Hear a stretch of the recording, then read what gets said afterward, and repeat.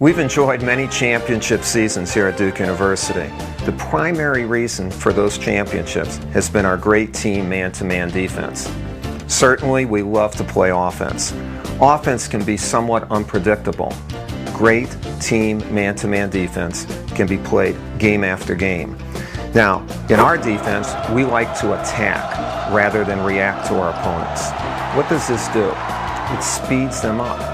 It gets them out of their normal areas of deployment, and it forces turnovers. God love turnovers because they produce high percentage baskets.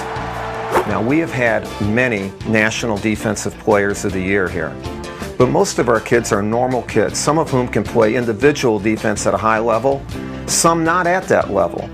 But collectively, when they learn our habits, they can play great team defense. Now, I want to share with you the principles of our defense in this video. I also want to show you drills which develop the habits. The lectures and demonstrations you'll see come from one of my recent coaching clinics where team defense was emphasized. I'm going to show you individual drills which concentrate on footwork, balance, timing. We'll progress to multiple player drills and we'll end with 5-on-5. The basic principles we apply to our team defense have remained the same through the years. Proper defensive stance. Pressuring the ball. Denying one pass away. Stopping penetration. Movement.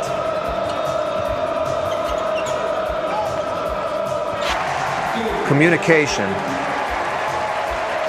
And vision.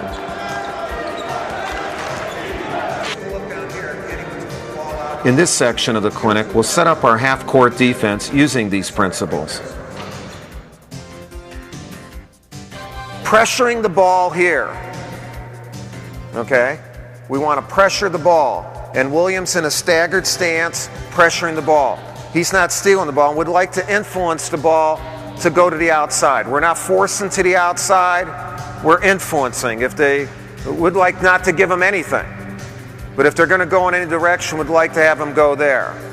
Here, Trajan's denying the penetrating pass. So is Chris Burgess denying a penetrating pass. One pass away, we would still be denying. So say, Corey, you're up here. Let's get just a little bit further. Chris Carrawell now, come on board in an operating area. That's it, right there. Okay. Chris Carrawell now would be what I would call in a closed stance. He's close to the ball. He's chest to chest with his man, and we're looking to deny one pass away. Elton Brand is in the middle of the lane. If his man is right on the block, Elton Brand can be in the middle of the lane. If Shane Battier was playing a wing, Elton, with the ball there, would be straddling the lane. Okay? He's 2 passes removed, and he'd be able to see ball and man. Ball and man. That's what he's doing. If the ball went to Nate James on the wing, Elton now comes in the middle of the lane. Still ball and man. William Avery is denying, and now Chris Carrawell is even in a little bit more of an open stance. He doesn't want Nate James to see him narrow. What he wants, Nate James, to see his chest, and he can still get back to Corey Maggette. Because right now, Nate James isn't just the man with the ball, is not just looking at Trajan, he's looking at the help. If he sees Chris Carrawell like this, he knows that he has more room. If he sees William Avery hugging his man, now he sees real estate. When you see real estate, you buy it. And you buy it with the dribble penetration move. William plays off of his man, but still in the passing lane. I show big here, I can still see this. And now he's less apt to try to drive. Chris Burgess with the man on the block, or just above the block would be more side high, ball you man. With the player here being so low, we don't care about him being on this side of him. We can cover this like this. If Matt Christensen was further up the lane, now Chris Burgess would go to that side. So that's a read the post defense has got to make. And this is the toughest part of the defense, is playing people in the post.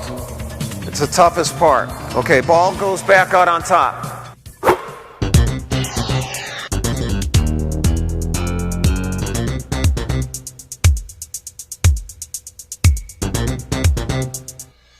Over the years, we've made some improvements in teaching our team man-to-man defense, primarily in how we defend the wing on the ball side. First of all, we try to stay in a closed stance all the time. We don't open up. Secondly, we try to communicate better to that man, whether he has an occupied or an unoccupied low post. And finally, when that defender has to jump down inside, when the ball goes to a big guy, we put greater emphasis on the recovery to take away the three-point shot. When the ball is on the wing, what we are trying to do is make sure we are wide. We still have a heel-to-toe stance, a staggered stance. I'm square shoulders with him, but instead of putting my hands in front of me, I want to put my hands out here. Okay? Not like this. Not like this. Here, I create a bigger space for him to attack. We have found, now that's a change in how we've done things. We have found that when we put our hands here, the offensive player doesn't attack feet as much as he attacks hands. Because if I lean and put my hand here, I get just a little bit off balance.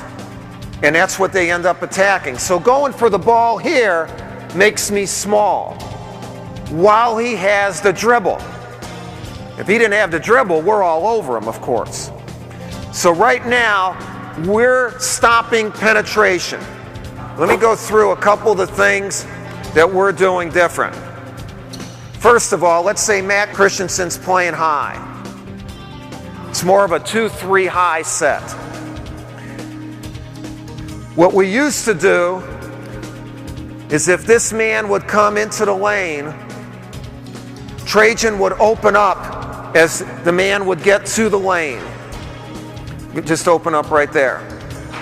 We don't do that anymore. What we do is now stay closed. Do it again, Nate. Go right there. He stays close to him. Go right into the lane. Right here. Okay? He's playing him and denying him the whole way. Because of this being open, we like to alert, go back out on the wing. Elton Brand, who's playing his man all the way here, is talking to Trajan. And the thing he is telling him is, open, open, open post, you're open. Because how Trajan's denying right now it can be influenced by whether it's an open or closed post. Okay? So we're talking about being open. Okay, come on back down here.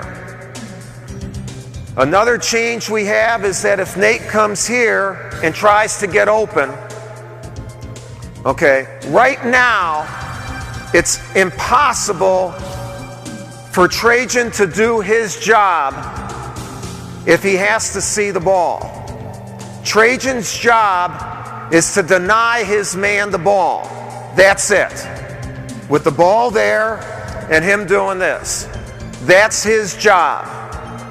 And so in order to do that, when he gets to this area, there's a lot of congestion. If Trajan was still trying to see the ball, he would end up opening up and lose sight of his man.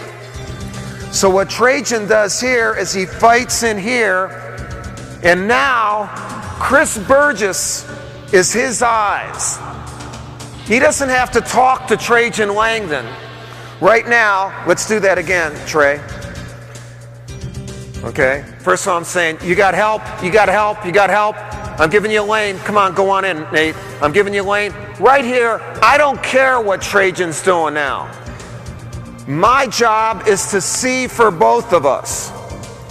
Okay? I don't have to tell Trajan, you're okay, you're okay. It's useless talk. And the elimination of useless talk in setting up a defense is very, very important. I should be, if I'm Chris Burgess, now talking to the ball.